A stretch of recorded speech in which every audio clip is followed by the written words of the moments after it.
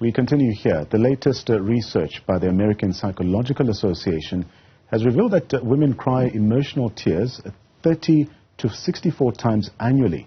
Now, this is contrary to the global average for men that cry about 10 times a year. Joining us to tell us why it is important for men to let out their tears is founder of the organization Father a Nation, that's Craig Wilkinson, as well as the national coordinator for this organization, Zizipho Mtwesi. Gentlemen, a pleasure to have you both in studio. Craig, I'll start with you. I mean, I quipped or joked a short while ago that I grew up with the old adage that men simply don't cry. They take it on the chin and toughen it out. But what would you say are the direct or even indirect consequences of suppressing your feelings as men? Well, in fact, as you know, society still has a narrative that puts a lot of pressure on men. We're expected to provide, expected to be strong, expected, as you say, not to cry. And if we don't allow ourselves to seek help when help is needed, and we have all these pressures piling on ourselves, and we don't speak to other brothers and people, what happens is it bottles up.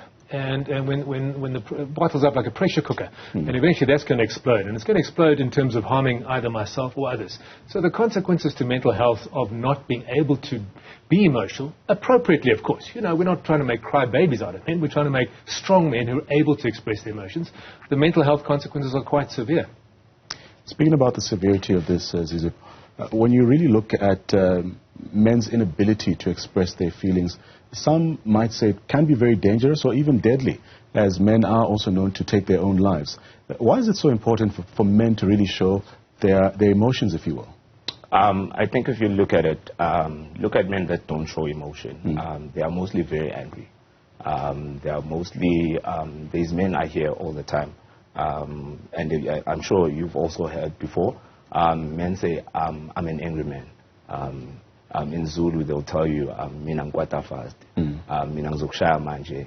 And I often tell a lot of men that no man is born like that. No man is born aggressive. No man is born abusive. It's what happens while you're growing up. So a lot of the time, us as men, we are not given the platform to share our feelings, which makes us become that kind of way, those men that bottle up.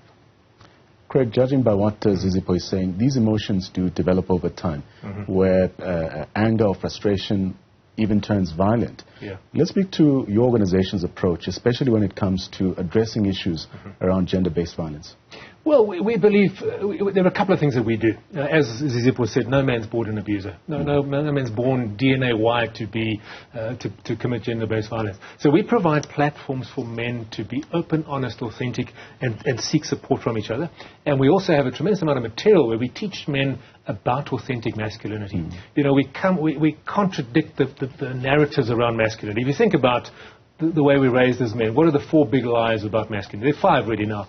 Sex, power, money, big boys don't cry, and men are trash. You know, these are, you know, you're growing up to believe, I need power to be a man, I need money to be a man, I need to have lots of sexual partners to be a man. And by the way, I have to be stoic. And then we're also getting this message around, you know, hashtag men are trash, men are toxic.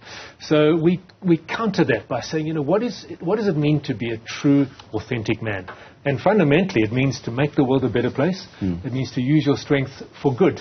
A lot of men are passive. They don't use their strength at all. You know, they're withdrawn to all kinds of addictions and escapes. Or they become aggressive. They misuse their strength to dominate, to try and prove that I am a man. And the real authentic masculinity says, you know, I'm going to use my strength for good, to love, serve, honor, protect, and provide. And that's what we teach and what we have a lot of discussions around. And a lot of men are saying, you know, South Africa has a 60% lack of father, 60% are growing up without fathers. So boys are growing up without masculinity being modeled to them. And we try and be the voice of the father they never had. Zizipho, I do understand that you have a rural background, or you have some experience within rural areas. Let's speak to the unique challenges especially faced by men in some of these areas.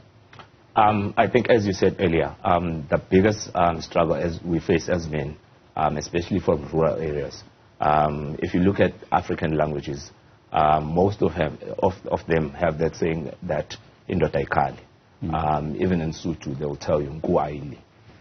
So it's those things that make us bottle up as men. Even as growing up, you fall down as a boy, they quickly tell you, get up, be strong as a man. Don't show feelings. I always tell Mr. W, For example, a story that I always tell, I was at a funeral one time of an old man. This old man had just lost his wife. The wife, they've been married for 36 years. But when the man was tearing down, other men that were beside him told him, no, indoda ikhali, be strong for your family. You can't cry, you can't show that kind of emotion for your family. So I think those are some of the things that let us back as society, especially in the rural areas. We have this thing that we are taught that be strong as a man, no matter what emotion you are going through, don't show it. Just be strong as a man. Let's address some of these misconceptions, Craig. You've heard from Zizipho giving a very practical example of the kind of advice that was offered to a man who was in a, call it a vulnerable state. Why is it important for us men to have these conversations, especially in areas where, or places that we meet? One thinks about going to the stadium or meeting at a bar. Yes. The subject around speaking about emotions or violence as well that men often carry out. Why is it important for us to have this, call it positive interaction or exchange between men? Well, it would save lives. It would save our own lives as men and brothers, and it would save the lives of women. I'll give you an example. I had a friend 5 years ago who took his own life. And at his funeral, a bunch of friends got together, and we were talking, and we asked ourselves, did you know what he was going through? Not a single one of us knew what he was going through. None of us.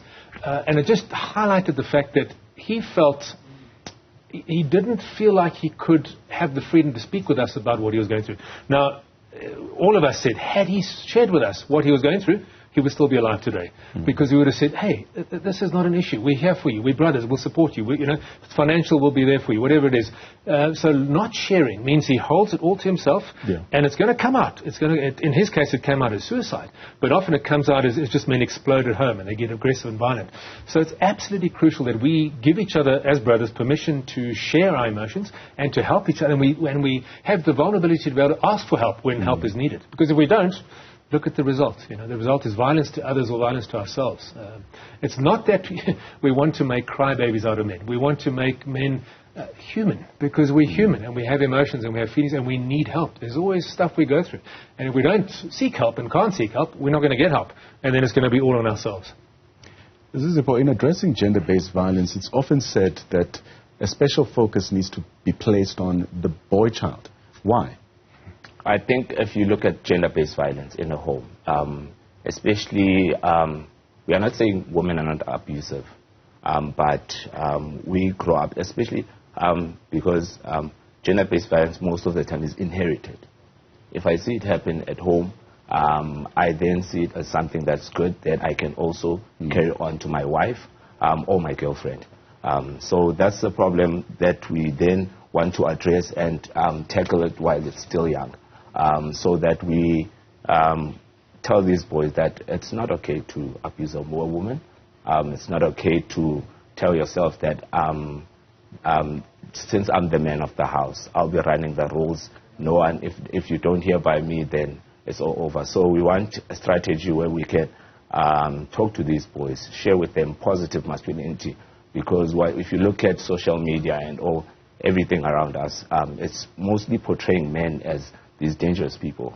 It's portraying men. Even if you see a man cooking in his own house, social media, everything will put you as a man that's weak. Gender roles. Yeah, gender roles. So we need to put these gender roles, even starting from now, so that we can change the future of how they think.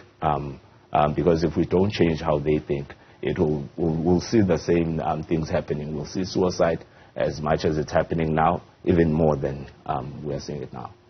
Of course, Craig, this conversation was sparked by video footage that we saw following the Springboks' rise to victory at the World Cup. Right. And also following some of these men and the emotional interactions that they showed during the documentary. Let's speak to the fact that, or rather maybe respond to why is it so important to then have, call it cultural icons, to maybe even spark this conversation around men and showing their feelings. Because younger boys look to older men to take their cue as to what it means to be a man.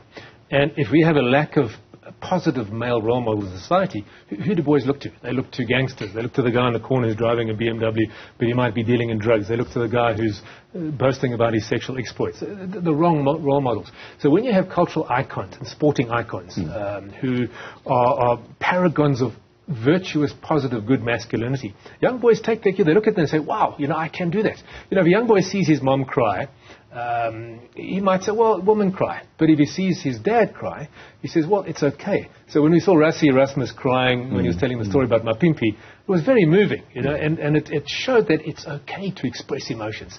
In fact, it's powerful. It takes a lot more courage to ask for help than to deny that I need help. A lot more courage to show vulnerability to a brother than it says, I'm okay. They say one of the biggest lies men say is, I'm fine, when I'm not. So when you have cultural icons, sporting icons, big male role models, when I say big, I don't mean big in stature, but just big in influence, it's a powerful impact and influence on younger boys. Zizipho, given this context that Craig has given us now, how important would you say community support is, especially when it comes to reinforcing some of these positive advices to men as well? So what we've done with Craig here is that we've tried to build what we call a band of brothers, which we are trying to remodel in every community, where every brother has someone they can talk to. We believe that the reason we create these spaces, whether it's a tavern, whether it's a community hall, whether it's a street corner, is because we want to create this brotherhood where every man can now be vulnerable. We want to create spaces where it's okay for men to share their feelings. It's okay for men to cry, even while sharing a beer, because we've seen that suppressing your feelings almost makes you a monster sometimes. You turn out to become someone you are not. So we want to create these spaces where we're saying brotherhood is more important. Yes, it's okay to share a beer. Yes, it's okay to share even a cold drink together, but we can also share conversation together. We can also share how we feel together. And what we found out about that also is that once you start sharing your problem with other brothers, you find out that you are not the only one that's facing that problem. You find out there's a lot of help that you can get even from these brothers. One may be looking at this program, looking at men having a conversation, speaking about men showing their emotions as well. Why is it important to even start having these conversations, especially when we look at the GBV statistics coming out of this country as well? Well, we're one of the worst in the world, rape capital of the world, one of the highest rates of GBV. And there are reasons for this. I mean, look, we have a very rough past, haven't we? We have broken family past, migrant labor, single-sex hospitals. There's a whole bunch of reasons why society has not yet healed from our past. But I always say to men, there are two faces that a man needs to wear. The one is the stoic, strong, powerful, take it on the chin, step up, take responsibility, which all men need to have that part of them. The other part is the gentle, caring, loving, able to ask for help. And if we have one without the other, we have only half a man. And so if we are able to grow men that take full responsibility, are strong, and appropriately, when they need to, step up and do what it takes, but are also able to ask for help and be caring and loving and sharing, we will build a society of healthy men. And if you fix men, you fix the world. That 95% of gender-based violence, I'm talking about the violent side, the sexual violence, is perpetrated by men. So the solution is not the solution doesn't lie with women. The solution lies with healing and restoring men to be good men. Because good men are safe spaces. Good men never abuse. And if we have a nation of good men who never abuse, the women are going to be completely safe. The best gift you and I can give women and children is to be good men who are safe spaces. Craig, Zizipho, thank you so much for your time.